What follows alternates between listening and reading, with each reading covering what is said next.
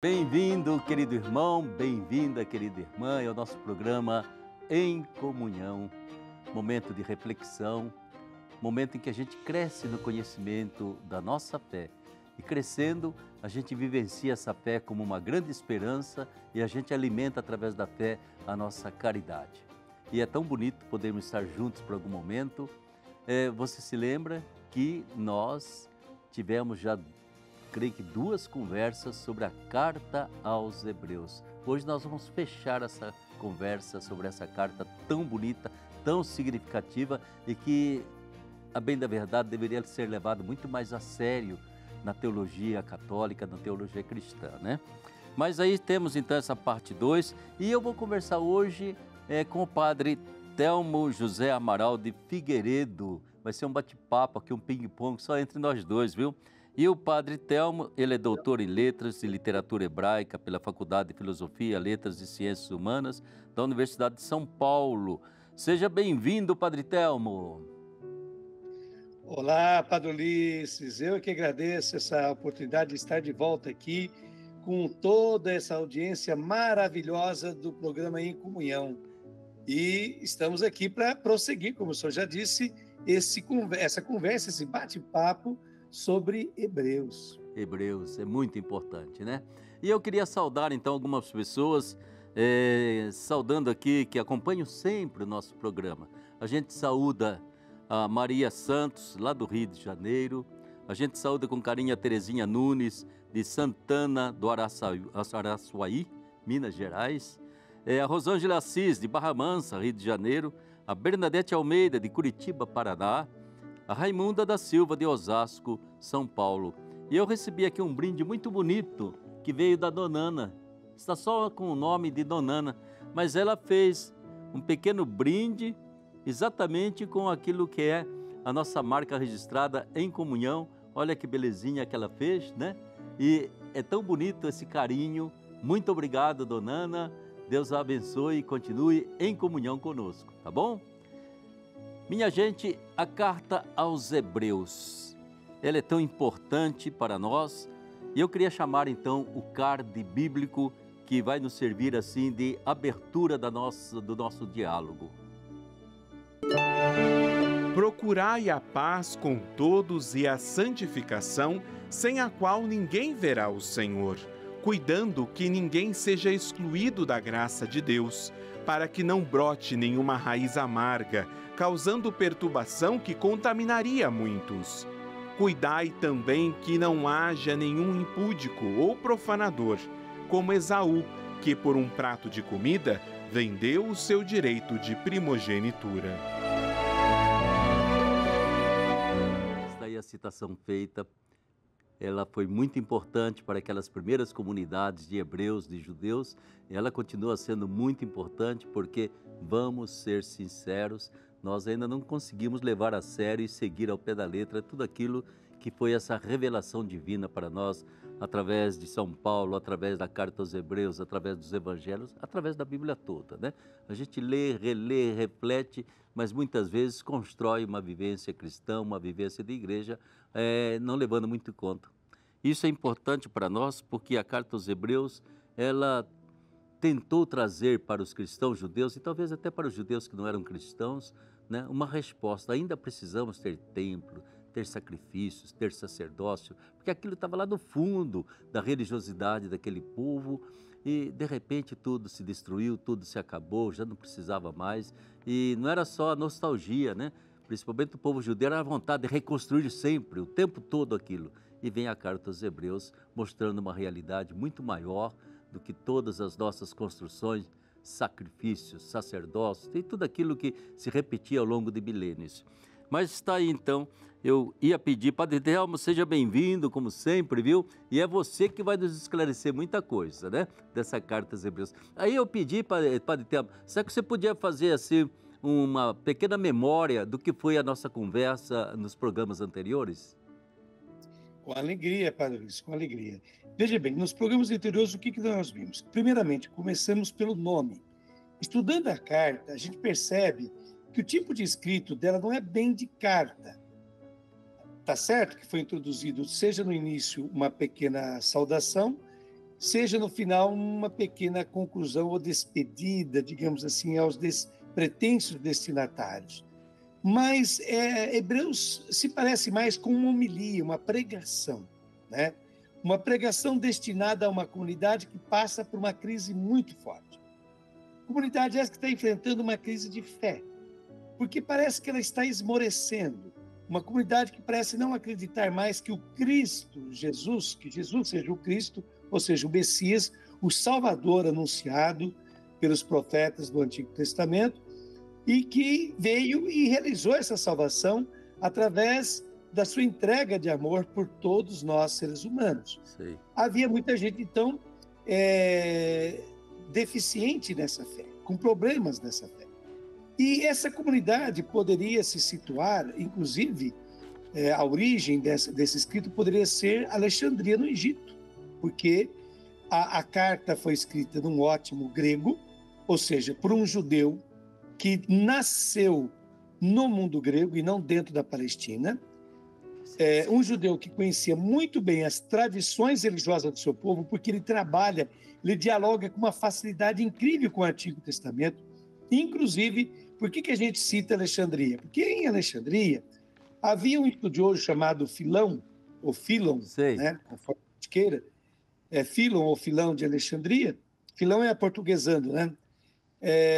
Que costumava fazer uma interpretação bíblica muito interessante. Ele tomava personagens do Antigo Testamento e fazia uma comparação como se eles estivessem vivos e presentes no Novo Testamento, no aqui e agora do cristianismo, né? Pois não, Padre Luiz? Sim, não, eu estava imaginando aqui, porque foram dificuldades que surgiram quase de imediato, né, na vivência das comunidades cristãs, e como já naquele tempo surgiam personagens, os telmos daquele tempo, que ajudavam a tentar compreender, afinal, essa passagem do Antigo para uma vivência nova, né, trazendo uma tradição judaica de milênios, né, e de repente encontrar uma proposta nova, né? Essa pessoa de Jesus, que não era repetição de ninguém, né? Ele era uma surpresa total de Deus para o ser humano, e tentar então encaixar, compreender de alguma forma essas duas realidades que a gente chama de Antigo e Novo Testamento. Mas praticamente o Novo Testamento, essa consciência só veio mais tarde para todos nós, né? Exato. Então, por exemplo, em Alexandria, esse Filon, ele fazia uma interpretação chamada alegórica, ou seja, comparativa. Ele comparava aqueles personagens do Antigo Testamento com os do Novo Testamento e via as semelhanças, bem como também as diferenças entre esses personagens. Pois bem, então Hebreus vai trabalhar com isso, vai trabalhar com a realidade de Cristo como aquele que veio definitivamente para selar a nova aliança entre Deus e os seres humanos. Se a aliança antiga necessitava de sacrifícios de animais, o que era uma prática muito comum no Oriente Médio Antigo, né, porque o diálogo com as divindades se dava através de sacrifícios, era interessante isso. Os seres humanos achavam que para dialogar com Deus, para aplacar a ira dos deuses, ou para obter benefícios, favores, graças e bênçãos dos deuses, eles precisavam contentar os deuses com sacrifícios. E Hebreus vai falar isso. Não, toda forma de comunicação com Deus era sangrenta. Olha que coisa interessante. Sim. Deus vai frisar isso, vai dizer, olha, antigamente, para se dialogar com Deus, a religião era sangrenta. Claro que Hebreus não usa a palavra religião, eu que estou adaptando aqui agora. Sim. Mas a religião era sangrenta, precisava de sacrifícios. Agora, com Cristo, não mais. Ele ofereceu-se definitivamente e universalmente para a salvação de todos. Então, com Cristo se dá uma nova e definitiva aliança. Não há mais repetição de sacrifícios.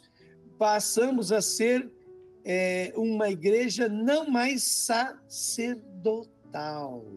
Olha. Essa é uma grande novidade em Hebreus. Não somos uma igreja sacerdotal, mas presbiteral. O presbítero, o que ele é? Ele é um ancião, a pessoa mais experiente, mais preparada, com forte espiritualidade e vivência cristã, que dirige as comunidades em direção ao reino definitivo do Pai. Porque a gente sabe que os evangelhos deixam claro que Jesus veio ao mundo a anunciar o reino do Pai, que nada mais é do que uma sociedade alternativa, onde a vontade de Deus se cumpre. Não é por nada que na oração do Pai Nosso, que eu, você, caro telespectador, Padre Ulisses, também gostamos tanto de rezar. Como é que a gente começa a oração do Pai Nosso? Pai Nosso que estais nos céus. Então a gente já começa reconhecendo a glória, a imensidão desse Pai que está nos céus. Santificado seja o teu nome. Só Ele é santo, só Ele é o separado por excelência, Ele é o totalmente outro, Ele é o totalmente diferente de nós, mas ao mesmo tempo está conosco. Pai, santificado seja o vosso nome, venha a nós o vosso reino. A terceira petição, ou a terceira parte do Pai Nosso, o terceiro elemento do Pai Nosso, é justamente pedir que venha o reino de Deus. Então o reino de Deus é tão importante, que logo depois de louvar Deus, de bendizer o seu nome, Jesus nos ensinou a solicitar a vinda do reino de Deus. E é isso que Deus vai trabalhar. Mas eu creio que é muito importante. Agora, Telmo, tudo isso, a Carta dos Hebreus, ela praticamente nos força a superar, né, determinados gêneros que havia desde sempre na mentalidade do ser humano, né? Templo, culto, sacrifício. Ou seja, Jesus deixa uma igreja, como se diz, não é cultual, não é sacrificial, porque ele já realizou isso aí, uma vez por todas, né? Ele já penetrou no mistério de Deus, né? Então é o único sacerdote, ele já fez a entrega total de si a Deus e basta, não tem outro sacrifício para tentar fazer contato com Deus, a não ser Jesus, né? Então, será que a gente tem consciência disso? Porque no fundo ele nos deixou uma igreja ministerial. Esse ministerial não é apenas cultual, não é só para fazer liturgia, é um ministerial para lavar os pés de quem quer que necessite, né? É um ministerial samaritano, que vai ao encontro dos feridos. Então, esse aspecto eu tenho a impressão que teria que ser, dentro da mentalidade de todos nós, uma mudança de época, mudar totalmente certos referenciais, até mesmo da nossa teologia e, de modo especial, da nossa teologia litúrgica. Porque preciso dizer, Padre Ulisses, continuando a falar de Hebreus, que Hebreus surge praticamente, provavelmente, na década de 80 depois de Cristo. Ou seja, que 50 anos depois da morte de Cristo, que se deu no ano 30 da era cristã, e, no mínimo, 10 a 15 anos, no mínimo 10 a 15 anos, após a destruição da cidade de Jerusalém e do templo que ela existia. Então, Hebreus tem que trabalhar com uma realidade sem templo. E aí eu faço uma comparação, já que estamos falando de alegoria, me permite também fazer uma alegoria. É o que aconteceu, por exemplo, com a teologia judaica. A teologia judaica ela era muito sacerdotal e trabalhava e girava muito em torno da questão dos sacrifícios e do templo, até a invasão da Babilônia em 587, antes de Cristo, 587 a.C., século VI a.C., quando a Babilônia invade o reino de Judá, que era o reino do sul, governado pela casa de Davi, a linhagem de Davi, e destrói templo, destrói a cidade, mata muita gente, leva toda a elite da cidade deportada para a Babilônia. Ali se extingue uma fase da história do povo de Israel. E no exílio, o que vai acontecer com esse povo? Poxa, não temos mais terra, estamos desterrados, fora da nossa terra. Não temos mais templo, ele foi destruído, né? Não temos mais sacerdotes. O que nos resta? Aí eles começam a se apegar ao livro, à palavra de Deus. Nós temos o livro, nós temos a palavra. Surge, então, a partir daí, da época de Esdras e Neemias no Antigo Testamento, estamos falando do século VI para cá, em diante, toda uma religiosidade não mais baseada em sacrifícios, mas na escuta escuta atenta e na colocação em prática da palavra de Deus. E aí, Podemos dizer que o mesmo acontece com Hebreus. Assim como os judeus tiveram que fazer essa passagem, quando eles não tiveram mais templo e a cidade santa deles, eles no desterro da Babilônia tiveram que se adaptar e fizeram uma adaptação que eu acho muito positiva, porque é uma adaptação que foi além daquilo que existia antes, ultrapassou a religiosidade anterior, porque era uma novidade isso aí naquela época. Nenhum outro povo tinha uma religiosidade baseada em um livro ou um escrito em uma memória da relação do povo com o seu Deus. Isso é inédito. Não se ouve falar de nenhum povo na antiguidade que tivesse esse tipo de prática religiosa. Assim, Hebreus vem resgatar exatamente isso também. Praticamente aquilo que floresceu muito posteriormente até hoje são as sinagogas, né? Exatamente. A sinagoga era a casa da palavra. Era como a casa da palavra.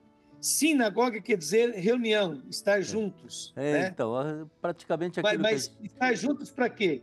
Para ouvir a palavra. Exato, Na sinagoga, o que mais se faz é refletir a palavra de Deus. E é o esforço que nós... Interessante que Hebreus vai exatamente, vem nessa linha, nos dizer que, olha, não tendo mais tempo, não tendo mais cidade santa, não precisamos ficar mais apegados a sacrifício, porque o maior sacrifício de todos já foi feito. E aí vem o trabalho em termos da pessoa do sumo sacerdote, que daqui a pouquinho eu vou dizer uma novidade, que quem já tinha trabalhado com essa questão do sumo sacerdote era Filon de Alexandria. Já tinha tratado. E você nem imagina o que era o sumo sacerdote para Filon. Sim, mas vamos ver daqui a pouquinho. Só relembrando, então, que muito dessa tradição da própria sinagoga foi abraçada com muita força por Jesus, pelos apóstolos, pelos discípulos, né? E a gente tenta até hoje manter círculos bíblicos, comunidade eclesial de base, né? Grupos de rua, exatamente quase numa continuidade de uma tradição que pega a palavra de Deus e procura fazer dessa palavra de Deus a orientação de vida, de comportamento, de vivência de todo aquele que é cristão, né? Então, é muito importante ver como a sinagoga teria uma herança nesses grupos, né? Ao passo que templo, culto, tudo isso, eu dizia para você que eu gostava muito e gosto desse capítulo 10, o versículo 1 do capítulo 10, né, que vai dizer para nós, não tendo com efeito, senão a sombra dos bens futuros. Então, a interpretação que ele faz, né, de toda a lei, de todo o culto antigo, sombra dos bens futuros, e não a própria realidade das coisas. A lei é absolutamente impotente com os seus sacrifícios, sempre os mesmos, que se oferecem perpetuamente de ano a ano para tornar perfeitos os que se aproximam de Deus. Eu acho esse versículo 1 do capítulo 10, entende? É uma despedida total daquilo que era uma tradição milenar e que, num certo sentido, sempre ressurge na nossa mentalidade. Mentalidade de sacrifícios, mentalidade de sacerdócio, volta isso aí, e ele, não sei se estou interpretando direitinho, mas tudo isso não passou de sombra. A realidade é Jesus Cristo. Agora, eu achei muito oportuno, mas muito oportuna mesmo, essa bola que o Padre Ulisses me levantou para chutar para o gol. Que bola! Porque eu ia exatamente citar aquilo que vem logo em seguida, Padre Ulisses, que diz o seguinte. Sim. Eu estou aqui, eu vou usar a tradução da Bíblia da CNBB, que é a tradução hoje oficial no Brasil, que diz assim, olha o que ele continua dizendo. Por isso, com os seus sacrifícios sempre iguais e continuamente repetidos cada ano, ela é totalmente, a lei, né?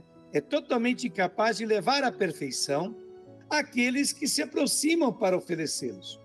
Caso contrário, será que não se teria deixado de oferecê-los? Então, aqui está dizendo o seguinte, se a lei fosse perfeita, e é a lei que diz que a cada ano, cada pessoa tem que se dirigir ao templo e oferecer ali um sacrifício para a remissão, o perdão dos seus pecados, ora, se fosse um sacrifício perfeito, ele seria feito uma vez por todas, porque o que é perfeito não necessita mais ser repetido. O que é perfeito não precisa de uma outra vez. Aí, ele continua dizendo em Hebreus, caso contrário, será que não se teria deixado de oferecê-los? Ora, os que prestam culto, uma vez purificados, já não teriam consciência alguma dos pecados. Ao contrário, por meio desse sacrifício se renova anualmente a memória dos pecados, pois é impossível eliminar os pecados com o sangue de touros e bodes. É impossível eliminar os pecados com o sangue de touros e de bodes. E aí ele cita assim, por essa razão, ao entrar no mundo, Cristo declara, olha só, Cristo declara, e aqui ele vai pegar... Salmo 40, né? Ele vai pegar um salmo, não quiseste vítima nem oferenda, mas formaste um corpo para mim. Não foram do teu agrado holocaustos nem sacrifícios pelo pecado. Então eu disse, eis que eu venho, ó Deus, para fazer a tua vontade, como no livro está escrito a meu respeito. Então veja bem, aquilo que agrada a Deus, aquilo que Deus quer, não são mais sacrifícios e holocaustos, não são mais vítimas sangrentas, não é ficar repetindo sacrifícios e sofrimentos e mortes. O que Deus quer é que se cumpra a vontade dele. Seja feita a vossa vontade. Deixou claro. Isso Cristo deixou claríssimo. Seja no Pai Nosso, que a gente reza, volta ao Pai Nosso, que a gente se esquece que o Pai Nosso é uma oração completa, exatamente por causa disso. Ali diz tudo que necessitamos. E tem gente que fica aí perdida, sem saber como rezar. O Pai Nosso, o meditado, é a melhor de todas as orações. Né? Eu creio que é importante, isso aí traz inúmeras consequências, inclusive para a nossa mentalidade atual, né? Que ainda não foi refrescada com essa palavra de Jesus. E me parece, então, que ele vai colocar com muita clareza para nós, o autor, toda a questão daquilo que eu dizia para você, né? Foi uma vez por todas. Aquilo que Jesus fez é a única realidade do que nos conecta realmente com o mistério divino. E não há outro. E não se repete, né? O que a gente faz é Eucaristia, ação de graças. A gente agradece o tempo todo. Viu, padre? E por isso mesmo, não precisa de sacerdote na mentalidade de Hebreus. Seguindo a teologia de Hebreus, seguindo a eclesiologia de Hebreus, ou seja, a visão de igreja que Hebreus nos passa, o sacerdócio perde a função, porque o sacerdócio era aquele que, em nome do povo e em seu próprio nome, porque ele também se sentia pecador, como Hebreus vai falar anteriormente, em capítulos anteriores, o sacerdote, o pecador, esse sentido pecador, ele, quando oferecia os sacrifícios para o perdão do pecado das pessoas que ali estavam propondo esse sacrifício, no fundo, oferecia por si mesmo. Ora, não se necessita mais disso. Por quê? Porque o sacrifício definitivo e último foi realizado por Cristo.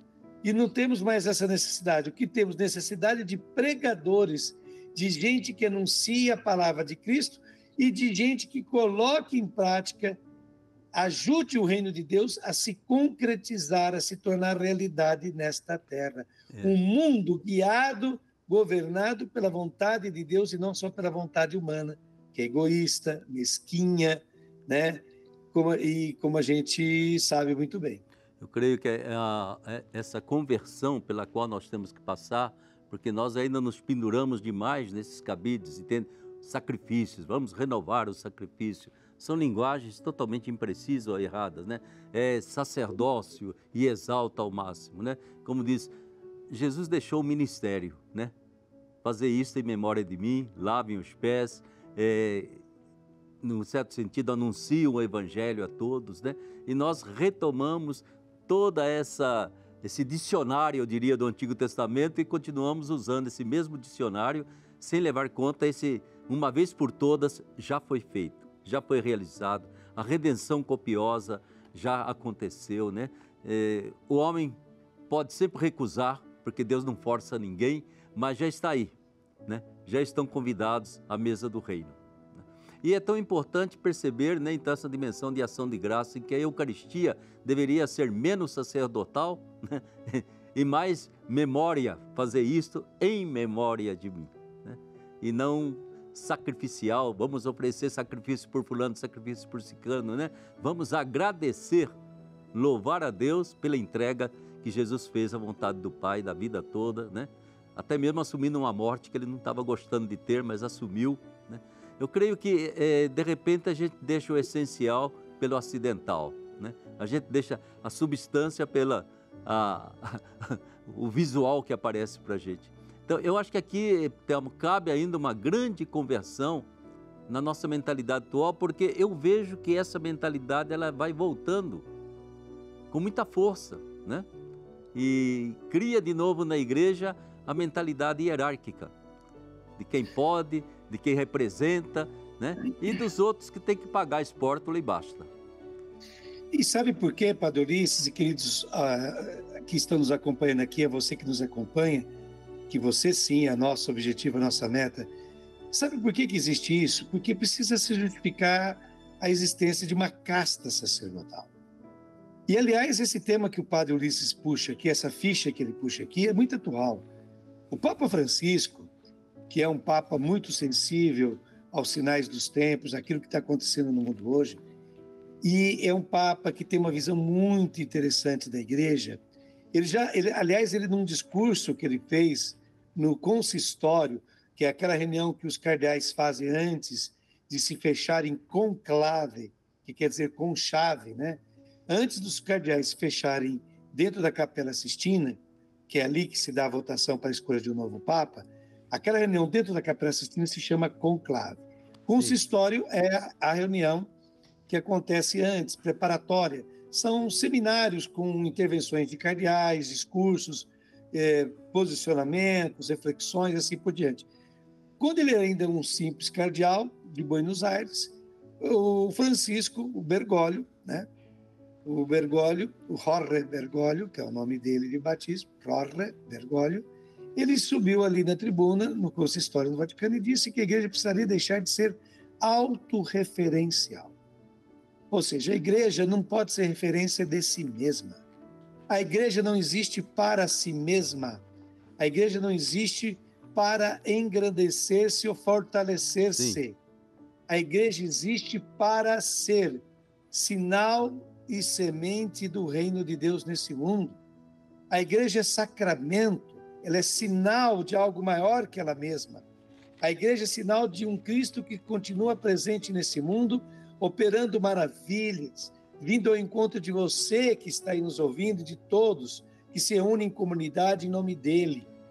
Porque ele garantiu onde 2 ou mais estiverem reunidos, Sim. Ali estarei eu no meio deles, e ele estará sempre mesmo. Não é à toa que para Mateus, o primeiro evangelho, que está na nossa Bíblia, não o primeiro escrito, mas que está na nossa Bíblia, para Mateus, Jesus é Deus conosco. É Deus conosco. É o Deus no meio de nós. E para Mateus, como eu até disse já nos programas passados, né, Padre Luiz? Para Mateus, Jesus não saiu do mundo. Mateus não narra a ascensão de Jesus. Então é preciso ficar muito claro isso. É preciso ficar muito claro que, né, a igreja não existe para si mesma. A igreja existe para ajudar na salvação deste mundo. A gente não existe para atrair as pessoas a nós, mas para atrair as pessoas a Cristo. Tá ok. E é isso que Deus vai insistir muito. Aí, Telmo, estamos chegando ao final do nosso programa, infelizmente, né? Poderia falar bem mais, né? Eu acho que é importante perceber que no final o autor vai dizer, olha, o que salva a gente é essa fé total, quase que entrega a Jesus. É Ele que é a resposta de Deus para nós, é Ele a nossa resposta a Deus. Sem Ele, nós nos iludimos com os nossos cultos, liturgias, rezas, devoções, mas é Jesus, é importante isso. Eu já queria agradecer ao Padre Telmo, porque já estão dizendo que está terminando o programa, mas eu queria pedir então que esse último minutinho o Telmo nos falasse da possibilidade de a gente fazer um curso de Bíblia, tá? Que vocês estão aí já armando e então vão começar, né? Porque então nós podemos aprofundar ainda mais toda essa temática. Exatamente, Padre Luiz. Eu aproveito aqui para difundir para todo o Brasil um curso inédito, ou seja, jamais foi criado isso no Brasil. Uma faculdade católica com o prestígio do ITESP, que é o Instituto São Paulo de Estudos Superiores, sediada em São Paulo, no bairro do Ipiranga, o ITESP tomou uma iniciativa fantástica de promover um curso completo de Bíblia, que vai de Gênesis até Apocalipse, em 12 módulos, ou seja, 12 blocos temáticos que vão abranger a Bíblia inteira, de Antigo a Novo Testamento. Cada um desses 12 módulos conterá 8 videoaulas. Você adquire o curso no dia que você quiser, que o curso ele fica disponível numa plataforma. E ele se chama Visão Panorâmica da Bíblia Hebraica e Cristã. Você vai ver aí o link, grave bem esse link, tome nota agora desse link que está aparecendo aí para você. Você entrando nessa página, você vai clicar exatamente num retângulo que está escrito Visão Panorâmica da Bíblia Hebraica e Cristã. Clicando ali, você vai para uma outra página onde está escrito Inscreva-se. Clicando em Inscreva-se, você continue os passos, seguindo as orientações que vão aparecendo na sua tela e realize essa inscrição para esse curso fantástico, que você pode fazer onde estiver, basta ter internet, as aulas ficam disponíveis para você, você vai baixando-as e assistindo-as à medida que você pode. Olha que curso, dado por professores de alto gabarito que compõem o corpo docente do ITESP. Está esse convite imperdível. Tá aí, muito obrigado, Padre Telma, toda a sua participação, muito esclarecedora. E você, então, que está nos seguindo, entende? Está aí a carta aos Hebreus, leia, mas é uma carta que deve renovar um bocado a nossa atitude, a nossa visão de tudo aquilo que fazemos hoje. Ela já, naquele tempo, fez isso para nós. Leia com toda atenção, aproveite esse curso que está sendo oferecido assim com tanta generosidade, vale a pena. E que Nossa Senhora Aparecida abençoe você. Na semana que vem estaremos aqui, se Deus quiser, com a bênção da Mãe Aparecida.